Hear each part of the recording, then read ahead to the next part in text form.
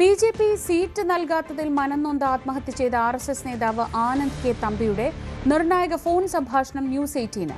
പലയിടത്തു നിന്നും സമ്മർദ്ദമുണ്ടെന്നും എത്ര കൊമ്പന്മാരായാലും പോരാടുമെന്നും ഈ സംഭാഷണത്തിലുണ്ട്. ആർ.എസ്.എസിന് വേണ്ടി 2 പതിറ്റാണ്ടിലേറെ പണിയെടുത്തു, ശരീരവും മനസ്സും നൽകി. എന്നിട്ടും ബി.ജെ.പിയും ആർ.എസ്.എസും ചെയ്തത് കണ്ടോ എന്നും എന്ത് വില കൊടുത്തും അഭിമാനം സംരക്ഷിക്കുമെന്നും സുഹൃത്തുമായുള്ള ഫോൺ സംഭാഷണത്തിൽ ആനന്ദ് പറയുന്നു. ആനന്ദിന്റെ പോസ്റ്റ്മോർട്ടം നടപടികൾ ഇതിനിടെ നടക്കും. ആനന്ദിന്റെ മരണത്തിൽ പൂജപ്പുര പോലീസ് അസ്വാഭാവിക മരണത്തിന് കേസെടുത്തിട്ടുണ്ട്. ആത്മഹത്യയുമായി ബന്ധപ്പെട്ട ആരോപണ വിധേയരായ ആളുകളുടെ പങ്കിനെക്കുറിച്ചും അന്വേഷിക്കും. ഡാൻ കുര്യൻ വിവരങ്ങളുമായി. ഡാൻ, ഈ സ്ഥാനാർത്ഥിത്വം കിട്ടാതത്തിൽ പ്രതിഷേധിക്കുന്ന ആളുകളെയും അല്ലെങ്കിൽ പാർട്ടി വിടുന്ന ആളുകളെയും ഒക്കെ നമ്മൾ കാണുന്നതിനിടെയാണ് ഒരു 40 വയസ്സുള്ള ഒരു ചെറുപ്പക്കാരൻ അങ്ങനെ ഒരു കാരണത്തിൻ്റെ പേരിൽ പാർട്ടി അവഗണിച്ചു, പാർട്ടിയുടെ സമ്മർദ്ദം, ഇതൊക്കെ കാരണമാക്കിക്കൊണ്ട് ആത്മഹത്യ ചെയ്തു എന്ന് പറയുന്നത്. ഈ ഫോൺ സംഭാഷണത്തിൽ നിന്നും ആനന്ദിൻ്റെ സുഹൃത്തുക്കളുമായും അടുപ്പമുള്ളവരുമായൊക്കെ സംസാരിക്കുന്നതിൽ നിന്ന് നമുക്ക് എന്തൊക്കെയാണ് വ്യക്തമാവുന്നത്?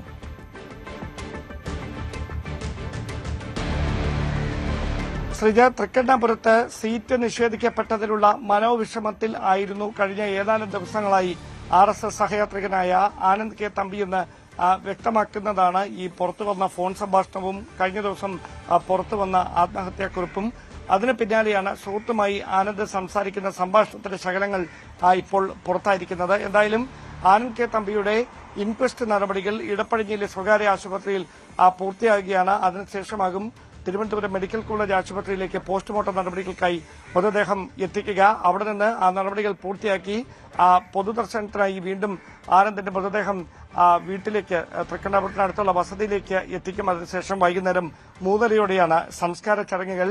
പാർട്ടി നേതൃത്വം കൃത്യമായി ഇതുമായി ബന്ധപ്പെട്ട ഒരു ഔദ്യോഗിക പ്രതികരണത്തിന് നേരത്തെ തയ്യാറായിരുന്നില്ല. ആനന്ദുമായി അത്തരത്തിൽ ആനന്ദ് ബി.ജെ.പിയുടെ പ്രവർത്തകനാണെന്ന് അറിയില്ല എന്നൊരു നിലപാടിലായിരുന്നു നേതൃത്വം. അതേസമയം ചില ചിത്രങ്ങളൊക്കെ പുറത്തു വന്നിട്ടുണ്ട്. ആ പാർട്ടി പരിപാടിയിൽ ആനന്ദും അതോടൊപ്പം നേരത്തെ ആത്മഹത്യ ചെയ്ത തിരുമല അനിലുമൊക്കെ ഒരുമിച്ച് പങ്കെടുക്കുന്ന ചില ചിത്രങ്ങൾ ഉൾപ്പെടെ പുറത്തു വന്നൊരു പശ്ചാത്തലമുണ്ട്. എന്തായാലും 11:30 മാരാർജി ഭവനിൽ കരമന ജയൻ ഉൾപ്പെടെയുള്ള ബി.ജെ.പി നേതാക്കൾ മാധ്യമങ്ങളെ കാണുന്നുണ്ട്. ഒരുപക്ഷെ ഇതുമായി ബന്ധപ്പെട്ട് ഉയർന്നു വന്ന വിവാദങ്ങളുടെ കൃത്യമായ ഒരു പ്രതികരണം നേതൃത്വത്തിന്റെ ഭാഗത്തു നിന്ന് അല്പസമയത്തിനും തന്നെ ഉണ്ടാകാനാണ് സാധ്യത. പ്രാദേശികമായി അവിടെ ചില തർക്കങ്ങൾ നിലനിന്നിരുന്നു.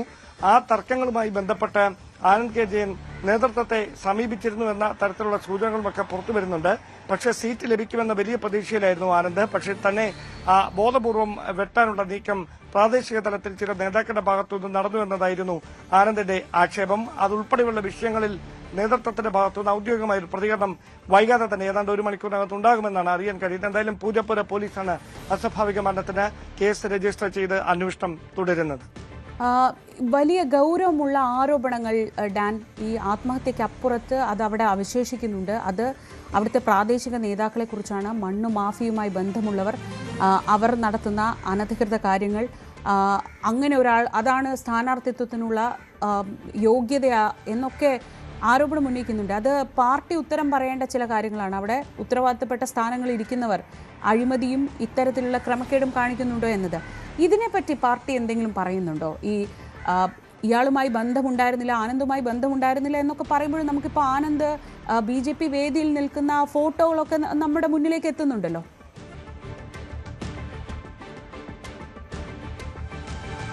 തീർച്ചയായിട്ടും ഞാൻ അതാണ് സൂചിപ്പിച്ചത്. 11:30 ബി.ജെ.പി ആസ്ഥാനമായ ബി.ജെ.പി കാര്യാലയമായ സംസ്ഥാന കാര്യാലയമായ മാരാർജി ഭവനിൽ കരമന ജയനും എസ് സുരേഷും ബി.ജെ.പിയുടെ 2 പ്രധാനപ്പെട്ട നേതാക്കളാണ്. അവർ രണ്ടുപേരും മാധ്യമങ്ങളെ കാണും. തലസ്ഥാനത്തിന്റെ ചുമതലയുണ്ട് കരമന ജയന്.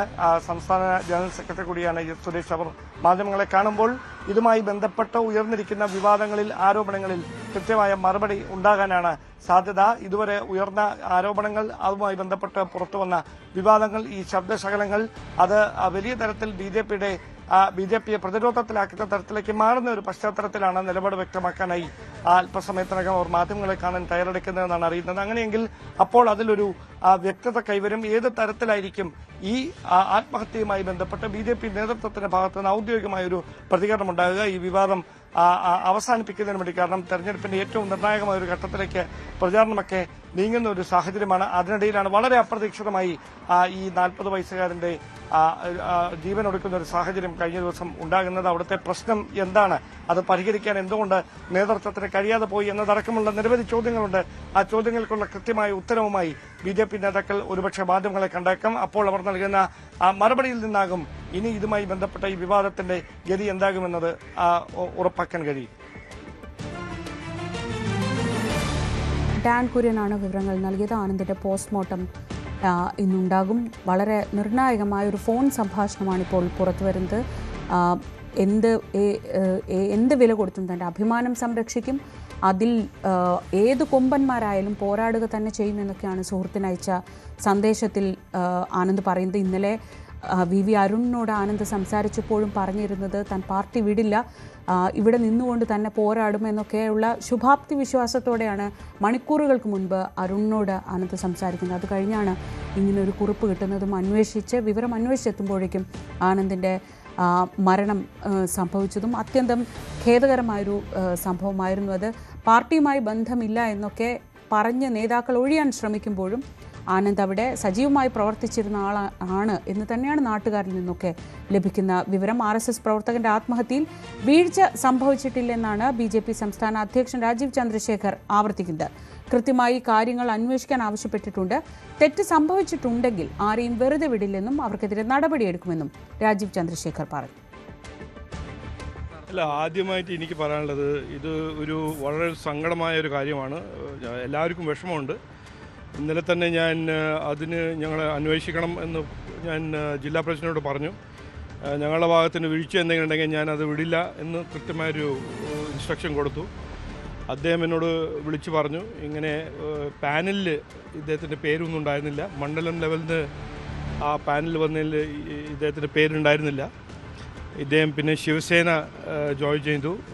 ഉദ്ധവ് ഠാക്കറെ ശിവസേനയിൽ ഭാഗമായിരുന്നു, അവിടെ ജോയിൻ ചെയ്തു എന്നാണ് ഞങ്ങൾക്ക് കിട്ടിയ ഇൻഫർമേഷൻ.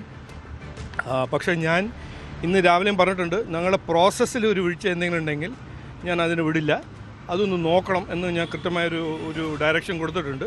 പക്ഷേ ഇതിൻ്റെ ഒരു പൊളിറ്റിക്കൽ അഡ്വാൻറ്റേജ് എടുക്കുന്നതെല്ലാം ഞാൻ കാണുന്നത് ഒരു നാണക്കേടാണ്, ഒരു ട്രാജഡിയാണ്. ഇതിപ്പോൾ കോൺഗ്രസ്സിൽ പറയുന്നവർ CPMൽ പറയുന്നവർ നവീൻ ബാബുവിനെ മറക്കാൻ പാടില്ല. നവീൻ ബാബുവിനെ ദിവ്യേനെ ന്യായീകരിച്ച് ഒരു ACPന് സ്ഥാനാർത്ഥി ആരാണ് ആക്കിയത് ജനങ്ങൾക്കറിയാം. എന്തായാലും ഈ മറുപടി കൊണ്ടൊക്കെ കാര്യങ്ങൾ പരിഹരിക്കാനാവുമോ എന്നത് കണ്ടറിയണം.